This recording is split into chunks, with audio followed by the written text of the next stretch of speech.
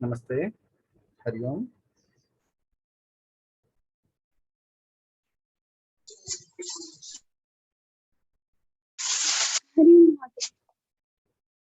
हरि ओम।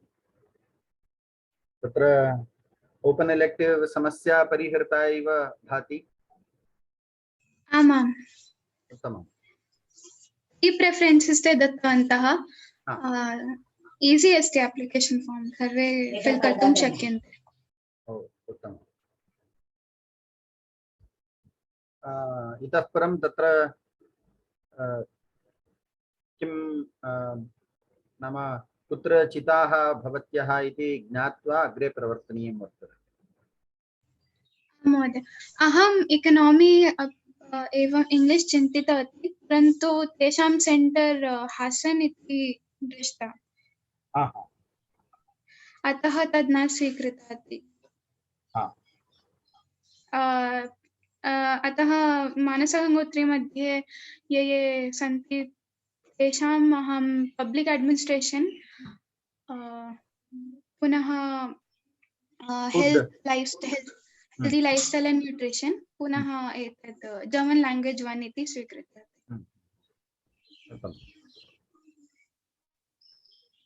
प्रायेण मानसगङ्गोत्र्याम् आङ्ग्लभाषा अपि स्यात्। डिपार्ट्मेण्ट् आसीत्, परन्तु तत्र ओपन् इलेक्टिव्स् मध्ये न आसीत्। ओ एवम्। इकोनॉमी डिपार्ट्मेण्ट् अपि अस्ति इति वेबसाइट् मध्ये आसीत्, परन्तु ओपन् इलेक्टिव्स् मध्ये नास्ति इति दृष्टम्। अस्तु, वयम् अग्रे प्रवर्तामहे। एका महती समस्या परिहृता। बहु कालात् इयं समस्या आसीत्। प्रायेण भवतीनां ईमेल अथवा वाट्सएप कृते अग्रिमा सूचना आगच्छेत्, अथवा अत्र वेबसाइट पश्यन्तः भवन्तु।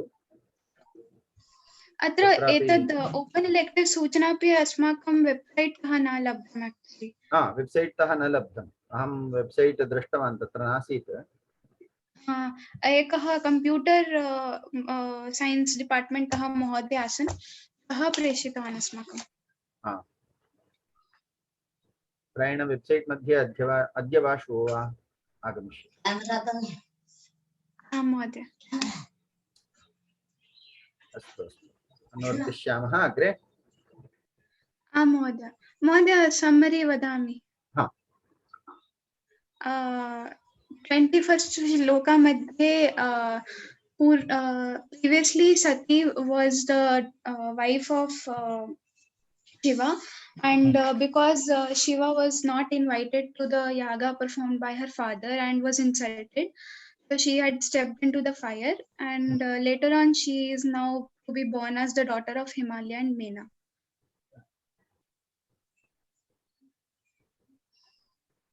This was only the summary, I thought. द्वितीय श्लोके 22nd श्लोका मध्ये Parvati is born in Mena's womb, and Mena herself, she is very praiseworthy because she has never left any ritual practice, and in such an woman who practices austerity, now Parvati is taking birth in a womb, and it is indeed a blessing for her. Like the simile given by the poet there is that those who are enthusiastic and energetic, in those people, only in the wombs of those people, Lakshmi, the goddess of wealth, resides. In the 23rd shloka, birth of Parvati is indicated. Like when she was born, all the directions were filled with pleasure and praise. The melodious sound of conch was vibrating, and there was shower of flowers experienced by two types of people, movable and immovable both. Then 24th shloka madhye, Mena, who is the mother of Parvati, she is already she is austere, pure, and beautiful, but but she is seen enjoying, and her beauty is multiplied with the birth of the birth of Parvati, who is now depicted as on her lap. Just like when due to thunder, the jewels on the Vidura mountain, they shine brighter. Uh, just due to that combination of thunder and lightning. Same way here, the combination of Parvati and Meena is a beautiful combination and presenting soothing. Is that combination is making the onlookers, giving the onlookers unusual happiness. And the fifth shloka was is showing in depicted the growth of Parvati. Just like here again, the simile of moon is used, just like how the moon grows in its size from new moon to full moon. In the same way, the Parvati, she was growing every day, and there was not a single day when she was not growing. And yeah, उत्तमम्। मङ्गलश्लोकेन वयम् अग्रिमां चर्चां वितन्महे। अस्त्युत्तरस्यां दिशि देवतात्मा हिमालयो नाम नगाधिराजः पूर्वापरौ तोयनिधिवगाह्य स्थितः पृथिव्या इव मानदण्डः।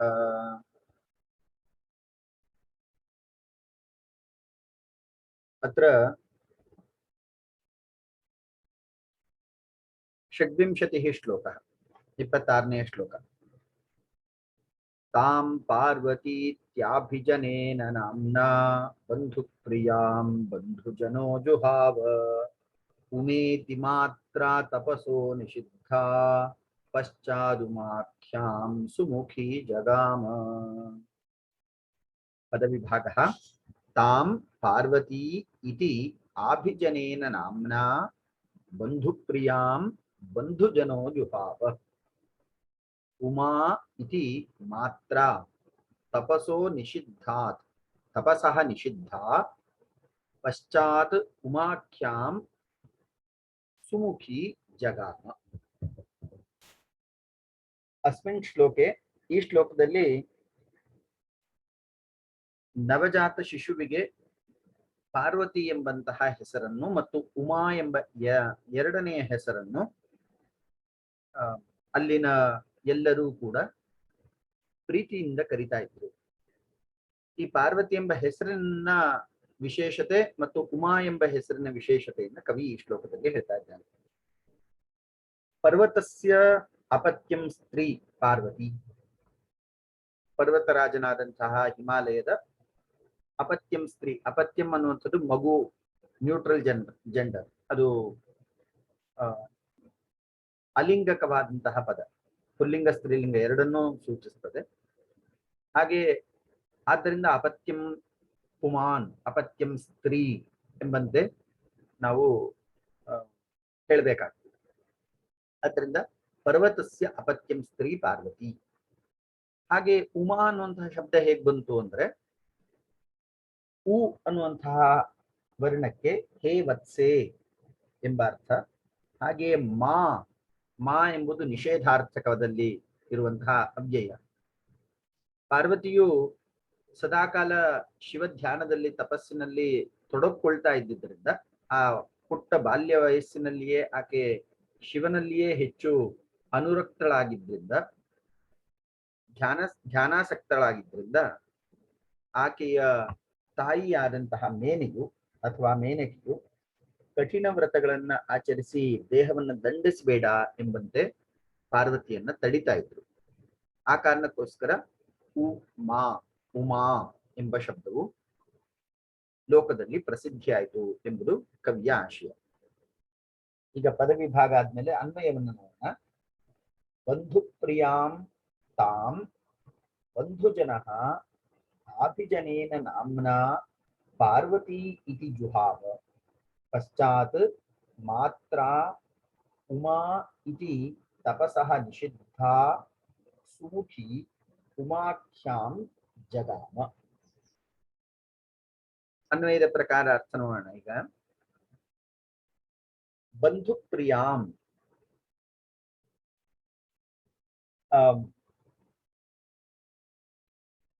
ಬಂಧುಪ್ರಿಯಾಂ ಆ ಪಾರ್ವತಿಯ ಎಲ್ಲ ಬಂಧುಗಳಿಗೆ ಅತ್ಯಂತ ಪ್ರೀತಿ ಪಾತ್ರಳಾದಂತಹ ಬಂಧುಪ್ರಿಯಾಂ, ಇಲ್ಲಿ ದ್ವಿತೀಯ ವಿಭಕ್ತಿಯಲ್ಲಿರುವಂತದ್ದೆಲ್ಲವೂ ಕೂಡ ಪಾರ್ವತಿಗೆ ವಿಶೇಷ. ಬಂಧುಪ್ರಿಯಾಂ ತಾಂ, ಪಾರ್ವತಿಯನ್ನು, ಬಂಧುಜನ ಎಲ್ಲ ಬಂಧುಗಳು ಕೂಡ, ಆಭಿಜನೇನ ನಾಮ್ನ, ಆಭಿಜನೇನ, ಅಭಿಜನ ಅನ್ನೋ ಶಬ್ದಕ್ಕೆ ಕುಲ ಪರಂಪರಾಗತಃ ಅಂತ ಅರ್ಥ. ಆಭಿಜನೇನ ಅಂದ್ರೆ ಕುಲ ಪರಂಪರೆಯಿಂದ, ಸಾಮಾನ್ಯವಾಗಿ ಯಾವ ಕುಲದಲ್ಲಿ ಜನಿಸ್ತಾರೋ ಆ ಕುಲದ ಹಿನ್ನೆಲೆಯಿಂದ, ಅಥವಾ ಅವನ ಆ ಮಗುವಿನ ತಂದೆಯ ಹಿನ್ನೆಲೆಯಿಂದ, ಅಥವಾ ಆ ಕುಲದ ಹಿನ್ನೆಲೆಯಿಂದ ಮಗುವಿಗೆ ಹೆಸರಿಡುವಂತಹ ಒಂದು ಪದ್ಧತಿ ಇದೆ. ಕೆಲವೊಂದು ಪರಂಪರೆಯಲ್ಲಿ ಮೂರನೆಯ ತಲೆಮಾರಿನ ಹೆಸರನ್ನ ಮಗುವಿಗೆ ಇಡ್ತಾರೆ. ಈ ರೀತಿ ಕೆಲವೊಂದು ವಿಭಿನ್ನವಾದಂತಹ ಪದ್ಧತಿಗಳಿದೆ.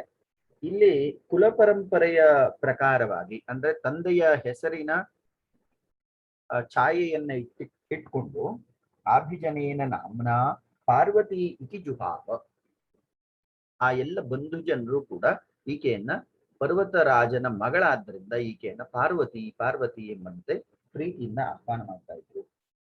ಮಾತ್ರ, ಇನ್ನು ತಾಯಿಯು ಮಾತ್ರ ಉಮಾ ಇತಿ ತಪಸಃ ನಿಷಿದ್ಧ, ತಾಯಿಯು ಮೇನೆ ಅಥವಾ ಮೇನಕೆಯು ಪಾರ್ವತಿಯನ್ನ ತಪಸ್ಸಿನಿಂದ ನಿಷೇಧ ಮಾಡ್ತಾ ಇದ್ದ ಕಾರಣಕ್ಕಾಗಿ, ಪಾರ್ವತಿಯು ತಪೋ ಮಗ್ನಲಾಗಿರ್ತಾ ಇದ್ಲು, ಶಿವ ಧ್ಯಾನದಲ್ಲಿ ತೊಡಕೊಳ್ತಾ ಇದ್ಲು. ಆ ಬಾಲ್ಯದಲ್ಲಿಯೇ ಅಷ್ಟೊಂದು ತೀವ್ರವಾದಂತಹ ಕಠಿಣ ತಪಸ್ಸನ್ನ ಮಾಡುವುದು ಬೇಡ ಅಂತ ಹೇಳಿ ತಾಯಿಯಾದಂತಹ ಮೇನೆಯು ಆಕೆಯನ್ನ ತಪೋ ವಿಮುಖಳನ್ನಾಗಿ ಮಾಡ್ತಾ ಇತ್ತು.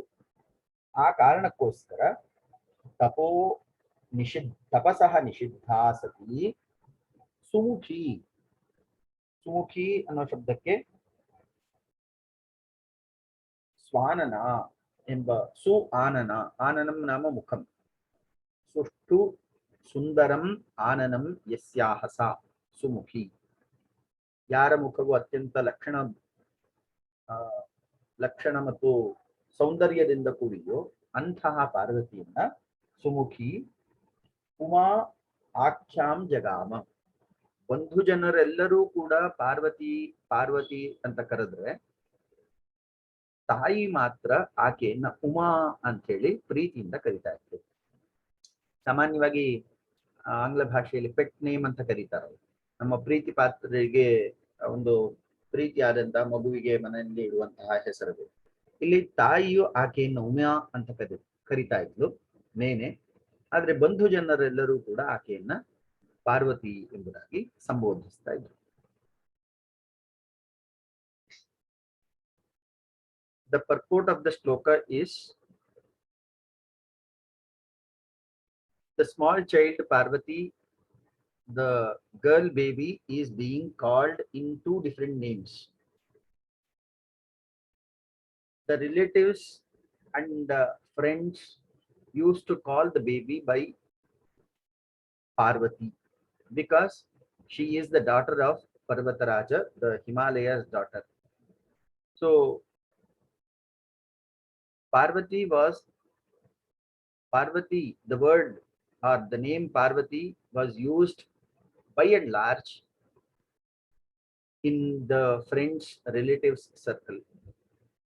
On the other hand, the mother Mena or Menaka, she used to call her daughter by the name Uma because she always get engrossed in the divine austerities. Mena used to avoid her from performing intensive religious austerities. Here, U stands for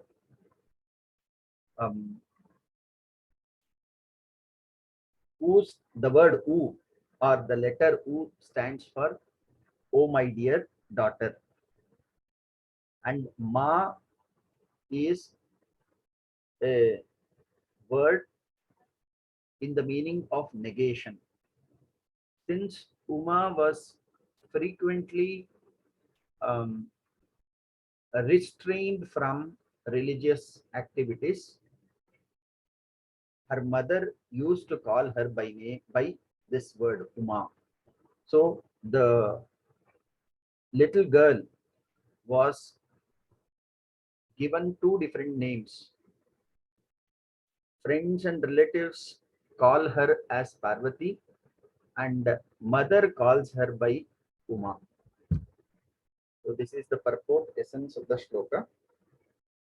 Atra अस्मिन् श्लोके उमा इति पदस्य पार्वती इति पदस्य वैशिष्ट्यं कविः वर्णयति. एषा लघ्वी बालिका बन्धुजनैः पार्वती इति नाम्ना आहूता आसीत्. पर्वतराजस्य अपत्यं स्त्री पार्वती इति कुलनाम्ना सा आहूता आसीत् सर्वदा. किन्तु तस्याः प्रवृत्तिः बाल्ये एव वयसि तस्याः प्रवृत्तिः शिवध्याने आसीत्. तां प्रवृत्तिं शिवध्यानपरां प्रवृत्तिं निवारयितुं माता मीना एतां लघ्वीं बालिकां पुनः पुनः उमा उमा इति नाम्ना एव आख्याति स्म. एवं पार्वती उमा इति उभाभ्यां शब्दाभ्याम् एषा लघ्वी बालिका सर्वैः प्रियजनैः बन्धुजनैः मातापितृभिः आहूयते स्म इति अस्य श्लोकस्य सारः. अन्ते पुनः एकवारं श्लोकं वाचयामि. तां पार्वतीत्याभिजनेन नाम्ना बन्धुप्रियां बन्धुजनो जुहाव. उमेति मात्रा तपसो निषिद्धा पश्चादुमाख्यां सुमुखी जगाम. अग्रिमः श्लोकः 27ನೇ श्लोक. महीभृतः पुत्रवतोऽपि दृष्टिः तस्मिन्नपत्ये न जगाम तृप्तिम्. अनन्तपुष्पस्य मधोर्हि चूते विरेफमाला सविशेषसङ्गा. पदविभागः. महीभृतः पुत्रवतः अपि दृष्टिः तस्मिन् अपत्ये न जगाम तृप्तिम्. अनन्तपुष्पस्य मधोः हि चूते विरेफमाला सविशेषसङ्गा. ಶ್ಲೋಕದ ತಾತ್ಪರ್ಯಾರ್ಥ ಹೀಗಿದೆ.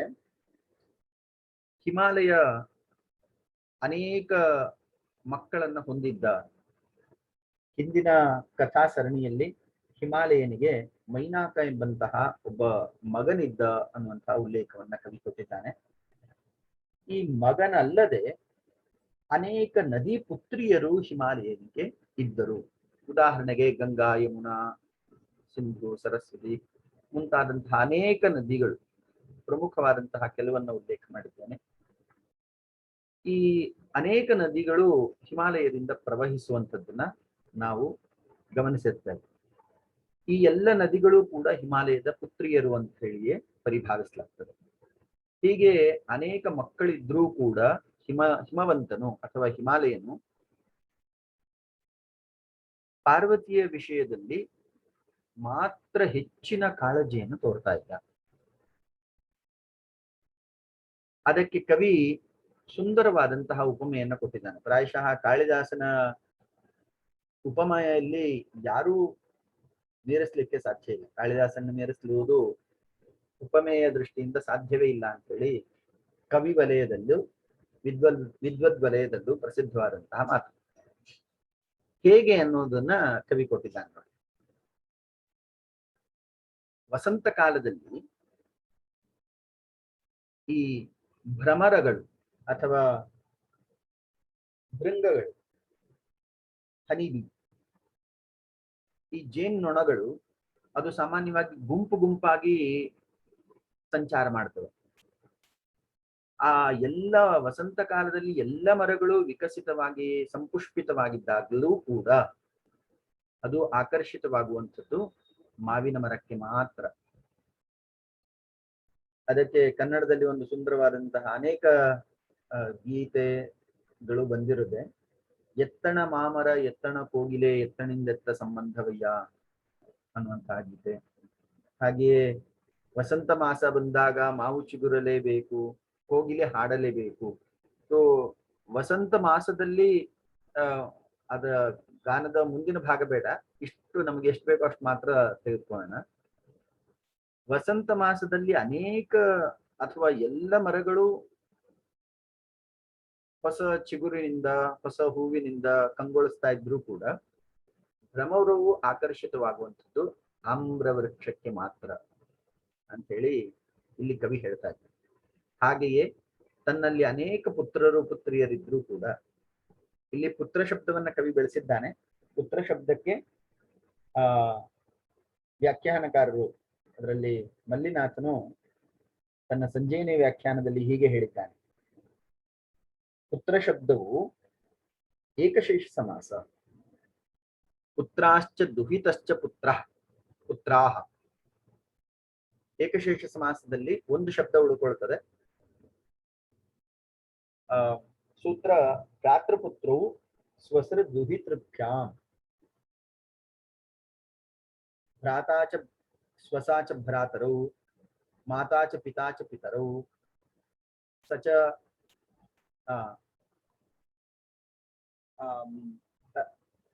ಮಾತಾಚ ಪಿತಾಚ ಪಿತರೌ. ಈ ರೀತಿ ಒಂದು ಶಬ್ದ ಮಾತ್ರ ಉಳ್ಕೊಳ್ತದೆ, ಅದನ್ನ ಏಕಶೇಷ ಸಮಾಸ ಅಂತ ಕರೀತಾರೆ. ಇಲ್ಲೂ ಕೂಡ ಪುತ್ರ ಶಬ್ದವು ಆ ರೀತಿ ಏಕಶೇಷವನ್ನ ಹೊಂದಿದೆ. ಆದ್ದರಿಂದ ಪುತ್ರಶ್ಚ ದುಹಿತರಶ್ಚ ಪುತ್ರಾಹ ಅಂತ ಹೇಳಿ ಪರಿಗಣಿಸಬೇಕು ಅಂತ ಮಲ್ಲಿನಾಥನು ವ್ಯಾಖ್ಯಾನದಲ್ಲಿ ಕೊಟ್ಟಿದ್ದಾರೆ. ಹೀಗೆ ಈಗ ನಾವು ಅನ್ವಯ ಕ್ರಮದ ಪ್ರಕಾರ ಶ್ಲೋಕ ಅರ್ಥ ಮಾಡ್ಕೊಳ್ಳೋಣ. ಅನ್ವಯ ಕ್ರಮ ಹೀಗಿದೆ. ಪುತ್ರವತೋಪಿ ಮಹೀಭೃತಃ ದೃಷ್ಟಿ ತಸ್ಮಿನ್ ಅಪತ್ಯೆ ತೃಪ್ತಿಂ ನ ಜದಾಮ ಹಿ ಅನಂತ ಪುಷ್ಪಸ್ಯ ಮಧೋಃ ದ್ವಿರೇಫಮಾಲಾ ಚೂತೆ ಸವಿಶೇಷ ಸಂಗ. ಪುತ್ರವತೋಪಿ, ತಾನು ಪುತ್ರವಂತನಾಗಿದ್ರೂ ಕೂಡ, ಅಂದ್ರೆ ಪುತ್ರರು ಪುತ್ರಿಯರನ್ನು ಹೊಂದಿದ್ರೂ ಕೂಡ, ಪುತ್ರವತೋಪಿ ಮಹೀಭೃತಃ. ಮಹೀಭೃತಃ ಅನ್ನೋ ಶಬ್ದಕ್ಕೆ ನೃಪಃ, ರಾಜ್ಞಃ, ಮಹಾರಾಜಸ್ಯ ಅಂತ ಅರ್ಥ.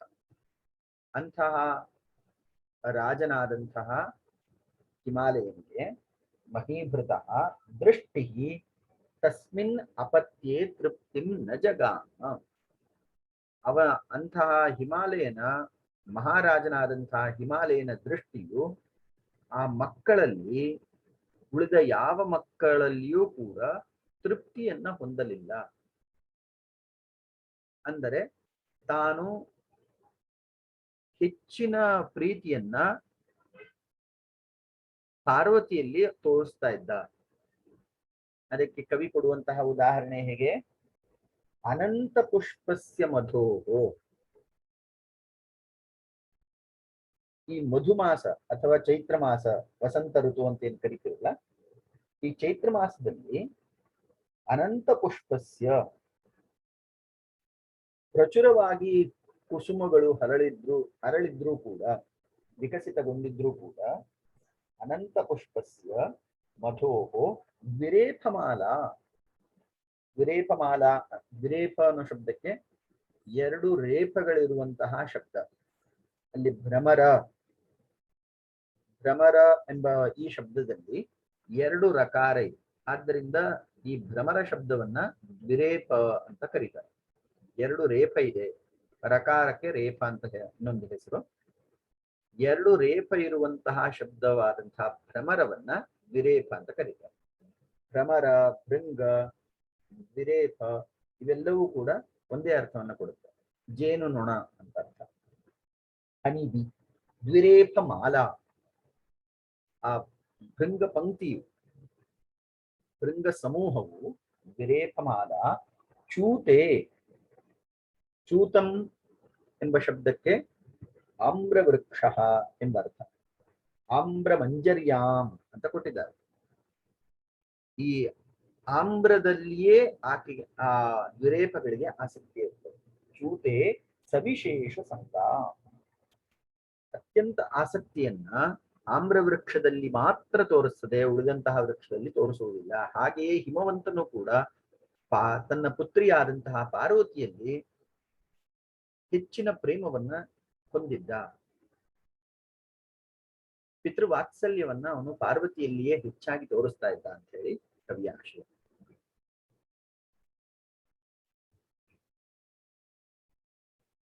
The essence, quintessence of the shloka 27. Himalaya had so many daughters and sons. Many rivers flow from Himalaya. All those rivers are said to be the daughters of him. And in the previous, we got to know that Himalaya has the son by name Mainaka. In spite of having all these children, Himalaya was never satisfied, and his main affection, his fatherly affection, was confined to Parvati. Here the poet gives a beautiful simile. During the Vasanta Rutu or Chaitra Masa or the spring season, even though all the trees flower and they will have tender leaves, in spite of that, the honeybees always are attracted towards the mango tree. Similarly, Himalaya, in spite of having so many children, his fatherly affection was completely confined to Parvati. In the other way, she was more pampered by Himalaya. She was taken additional extra care by Himalaya.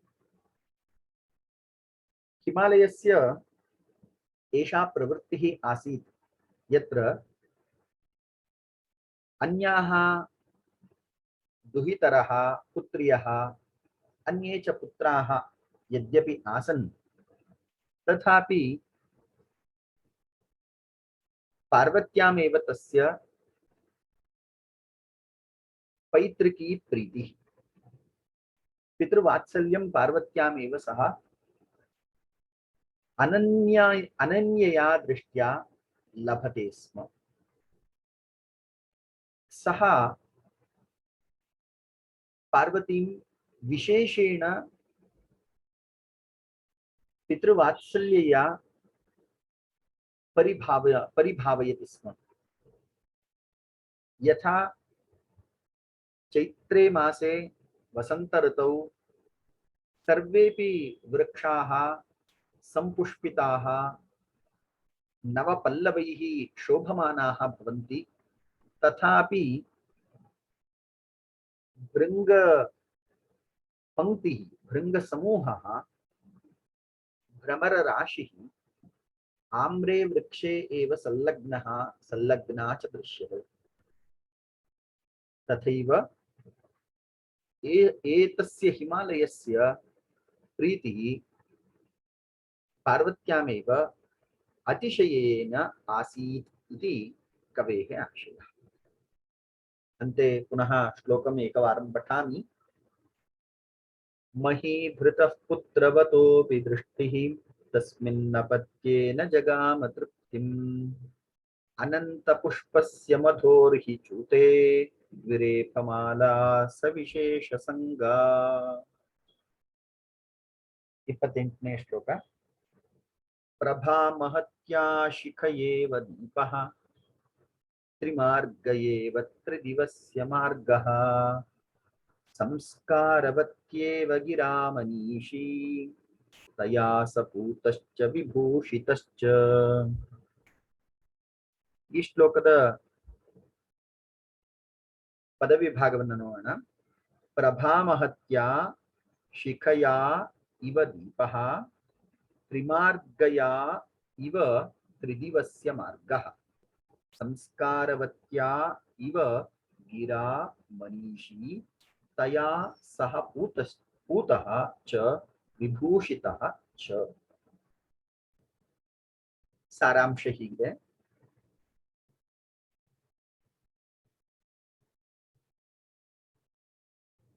ಹೇಗೆ ದೀಪದ ಶಿಖೆಯು ಅಥವಾ ದೀಪದ ಪ್ರಭೆಯು ದೀಪವನ್ನು ಬೆಳಗಿಸ್ತದೋ, ಹೇಗೆ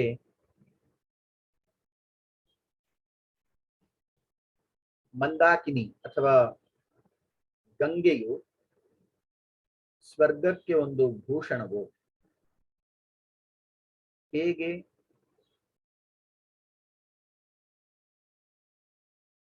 ಸಂಸ್ಕಾರಯುಕ್ತವಾದಂತಹ ವಾಣಿಯು ಪಂಡಿತನಿಗೆ ವಿಭೂಷಣವು, ಹಾಗೆಯೇ ಪಾರ್ವತಿಯು ಕೂಡ ಪಾರ್ವತಿಯ ಜನನದಿಂದ ಹಿಮವಂತನು ವಿಭೂಷಿತನಾಗಿದ್ದಾನೆ, ಪವಿತ್ರಾತ್ಮನಾಗಿದ್ದಾನೆ ಅಂತ ಹೇಳಿ ಕವಿ ಇಲ್ಲಿ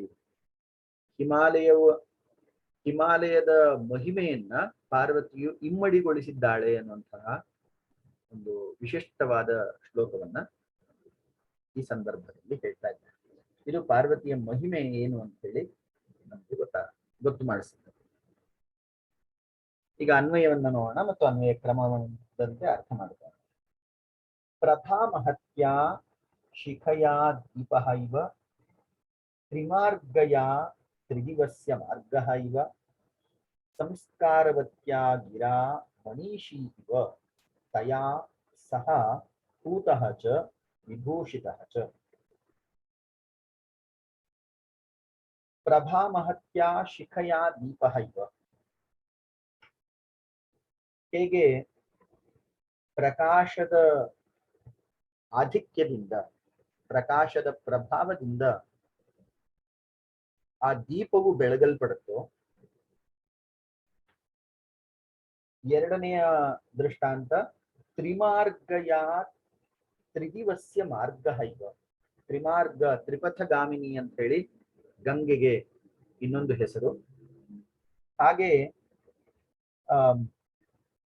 ತ್ರಿಪಥಗಾಮಿನಿಯಿಂದ ಹೇಗೆ ಸ್ವರ್ಗವು ಭೂಷಿಸಲ್ಪಡ್ತದೋ, ತ್ರಿದಿವ ಅಂದ್ರೆ ಸ್ವರ್ಗ, ತ್ರಿದಿವ ನಾಕಃ ಇವೆಲ್ಲ ಸ್ವರ್ಗಕ್ಕೆ ಪರ್ಯಾಯಪದ. ತ್ರಿದಿವಸ್ಯ ಮಾರ್ಗ ಇವ ಮೂರನೆಯ ದೃಷ್ಟಾಂತವನ್ನ ಕೊಡ್ತಾ ಇದ್ದಾನೆ. ಸಂಸ್ಕಾರವತ್ಯಾ ಗಿರಾ ಮನೀಷಿ ಇವ. ಸುಸಂಸ್ಕೃತವಾದಂತಹ, ದೋಷರಹಿತವಾದಂತಹ, ಶುದ್ಧವಾದ ಮಾತು ಪಂಡಿತನಿಗೆ ಹೇಗೆ ಭೂಷಣವೋ, ಹಾಗೆ ತಯಾ ಸಹ पूतः. पूतः ನಾಮ पूतं ಪವಿತ್ರಂ ಮೇಧ್ಯಂಚ ವಿಧ್ರಂತು ವಿಮಲಾರ್ಥಕಂ ಅಂತ ಅಮರಕೋಶ. पूत ಅಂದ್ರೆ ಪವಿತ್ರನು ಅಂತ. ಹಿಮಾಲಯನು ತನ್ನ ಪುತ್ರಿಯಾದಂತಹ ಪಾರ್ವತಿಯಿಂದ ಪವಿತ್ರಾತ್ಮನಾದನು. ಇಲ್ಲಿ ಕವಿ ಮೊದಲನೆಯ ಶ್ಲೋಕದಲ್ಲಿ ಹಿಮಾಲಯನಿಗೆ ದೇವತಾತ್ಮ ಅಂತ ಹೇಳಿದ್ದಾನೆ ಮತ್ತು 17ನೇ ಶ್ಲೋಕದಲ್ಲಿ ದೇವತೆಗಳ ಹವಿರ್ಭಾಗವು ಹೇಗೆ ಮನುಷ್ಯರಿಂದ ಕೊಡಲ್ಪಡ್ತದೋ ಆ ರೀತಿಯ ಹವಿರ್ಭಾಗಕ್ಕೆ ಹಿಮಾಲಯನು ಕೂಡ ಪಾತ್ರನು ಅಂತ ಹೇಳಿ 17ನೇ ಶ್ಲೋಕದಲ್ಲಿ ದೇವತಾತ್ಮನ ಸಮರ್ಥನೆಯನ್ನು ಮಾಡಿದ್ದಾನೆ. ಅಂತಹ ದೇವತಾತ್ಮನ ಮಹಿಮೆಯನ್ನ ಅಂಥವನನ್ನೂ ಕೂಡ ಅತಿಶಯವಾಗಿ ಭೂತಾತ್ಮನಾಗಿ ಮಾಡಿದ್ದಾಳೆ ಪಾರ್ವತಿ ಅಂತ ಈ ಶ್ಲೋಕ ಹೇಳ್ತಾ ಇದೆ. ವಿಭೂಷಿತ ಚ, ಅವನು ಅಲಂಕೃತನಾದನು, ಅವನಿಗೆ ಇದೊಂದು ಹೆಚ್ಚಿನ ಗರಿಮೆಯನ್ನು ತಂದುಕೊಡ್ತು. ಪಾರ್ವತಿಯ ಜನನ ಎಂಬಂತಹ ವಿಷಯವು ಹಿಮಾಲಯಕ್ಕೆ ಅತಿಶಯವಾದಂತಹ ಮಹಿಮೆ ಗರಿಮೆಯನ್ನು ತಂದುಕೊಡ್ತು ಅಂತ ಹೇಳಿ ಈ ಶ್ಲೋಕದಲ್ಲಿ ವರ್ಣಿಸ್ತಾರೆ.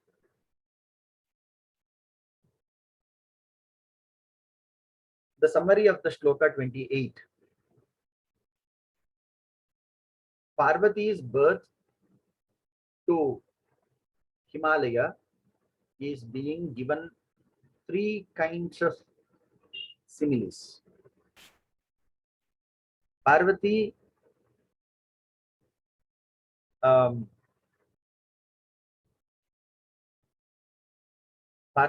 birth to Himalaya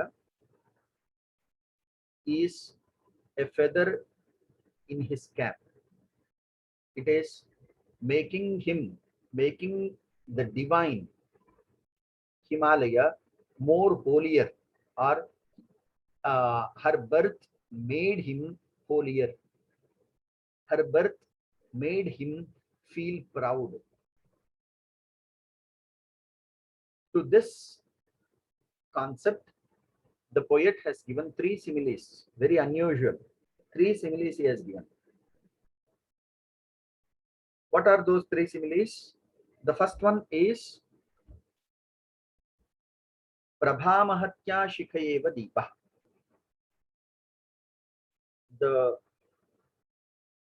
Due to the light,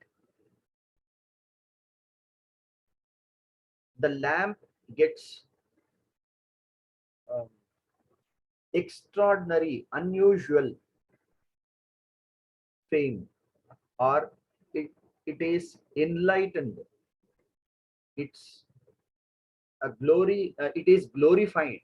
The lamp is glorified by the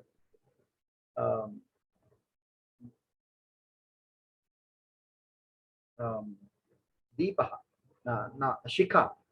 Shikhaya Deepaha Yatha Prajvalati. As the flame glorifies the lamp, as the Ganga purifies or glorifies the heaven, as the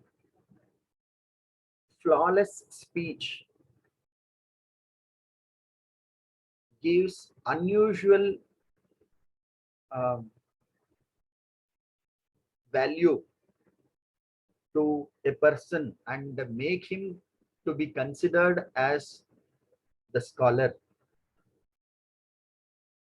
So these value additions are being done by one or the other factors. Similarly, here Parvati is giving a lot of value to her father, that is Himalaya. Himalayah अस्मिन् श्लोके धन्यताभावं प्राप्नोति इति उपवर्णितः वर्तते. पार्वत्याः जननमात्रेण यदा पार्वती जाता तदानीं सा अनन्यसदृशा आसीत्. तस्याः जननमात्रेण जनेः कारणात्, जन्म कारणादेव देवतात्मा अपि पूतः. कवेः आशयः अयं. पूर्वं देवतात्मा इति यः हिमालयः कथितः स एव देवतात्मा हिमालयः पार्वत्याः जन्म हेतोः पूततरः जातः, पवित्रतरः जातः, शुद्धतरः जातः. एषः पार्वती पिता इति नाम्ना अथवा इति आभूषितः तत्र उपमात्रयं कविः प्रदास्यति। प्रथमा उपमा एवं वर्तते। शिखा, दीपशिखा, दीपज्वाला यथा दीपं चकास्ति, शोभयति इति प्रथमा उपमा। द्वितीया उपमा वर्तते गंगानद्याः प्रवाहमात्रेण यथा स्वर्गः अपि पूतः भवति अथवा पवित्रः भवति इति द्वितीया उपमा। तृतीया अंतिमा च उपमा वाग्वैभवेन सामान्यः अपि मनुष्यः विद्वान् इव यथा परिगण्यते इति तृतीया उपमा। एवं पार्वत्याः जननमात्रेण हिमालयः चकास्ति, शोभते तराम् इति आशयः। ಇಲ್ಲಿ ಅನೇಕ ಮಾತುಗಳು ಅಥವಾ ವಾಕ್ಯಗಳು ನೆನಪಿಗೆ ಬರುತ್ತದೆ. ಸತಾಂ ಹಿ ವಾಣಿ ಗುಣಮೇವ ಭಾಷತೆ. ಸಜ್ಜನರ ಮಾತು ಗುಣವನ್ನ ಹೇಳುತ್ತದೆ. ಕನ್ನಡದಲ್ಲಿ ಒಂದು ಮಾತಿದೆ, ನಾಲೆಗೆಯು ಕುಲವಂ ಪೇಳುವುದು. ಪ್ರಾಯಶಃ ಪಂಪ ಅಂತ ಕಾಣುತ್ತೆ. ನಾವಾಡುವಂತಹ ಮಾತು ನಮ್ಮ ವ್ಯಕ್ತಿತ್ವಕ್ಕೆ ಅದೊಂದು ಆಭೂಷಣ ಇದ್ದ ಹಾಗೆ.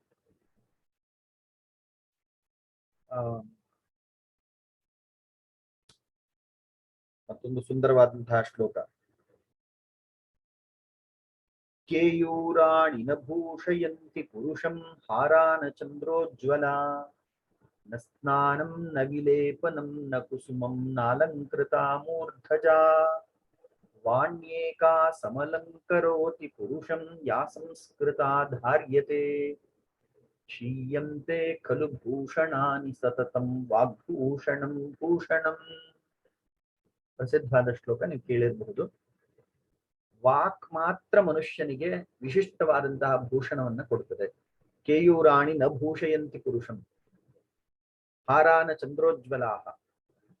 ಹಾರ ಹಾಕೊಳ್ಳುವಂಥದ್ದು ಚಿನ್ನ, ವಜ್ರ, ವೈಡೂರ್ಯ ಇವುಗಳಿಂದ ದೇಹಕ್ಕೆ ಅಥವಾ ನಮ್ಮ ಸೌಂದರ್ಯವನ್ನು ಹೆಚ್ಚಿಸಿಕೊಳ್ಳುವಂಥದ್ದು ಬಾಹ್ಯ ಸೌಂದರ್ಯವನ್ನ ಹೆಚ್ಚಿಸಬಹುದೇ ಹೊರತು ಅದು ವ್ಯಕ್ತಿತ್ವದ ಸೌಂದರ್ಯವನ್ನ ಹೆಚ್ಚಿಸುವುದಿಲ್ಲ ಅಂತ ಹೇಳಿ ಸುಂದರವಾಗಿ ಆ ಶ್ಲೋಕದಲ್ಲಿ ಹೇಳಿದ್ದಾರೆ. ಕೇಯೂರಾಣಿನ ಭೂಷಯಂತಿ ಪುರುಷಂ ಹಾರಾಹ ನ ಚಂದ್ರೋಜ್ವಲಾಹ ನ ಸ್ನಾನಂ ನ ವಿಲೇಪನಂ ನ ಕುಸುಮಂ. ಬೇರೆ ಬೇರೆ ರೀತಿಯ ಸುಗಂಧ ದ್ರವ್ಯಗಳನ್ನ ಹಾಕೊಂಡಿದ್ದೇವೆ ಅಥವಾ ಈ ಯಾವ ಪದಾರ್ಥಗಳು ಕೂಡ ಮನುಷ್ಯನ ವ್ಯಕ್ತಿತ್ವಕ್ಕೆ ಸೌಂದರ್ಯವನ್ನ ಕೊಡುವುದಿಲ್ಲ. ದೇಹಕ್ಕೆ ಸೌಂದರ್ಯವನ್ನ ಕೊಡಬಹುದು, ಚೆನ್ನಾಗಿ ಕಾಣಬಹುದು, ಇನ್ನೊಂದು 5-10 ವರ್ಷ ಕಡಿಮೆ ವಯಸ್ಸಿನಂತೆ ಕಾಣಬಹುದು. ಆದ್ರೆ ನಿಜವಾದ ಸೌಂದರ್ಯ ಕೊಡುವುದು ಯಾವುದು? ವಾಣ್ಯೇಕಾ ಸಮಲಂಕರೋತಿ ಪುರುಷಂ ಯಾ ಸಂಸ್ಕೃತ ಧಾರ್ಯತೆ.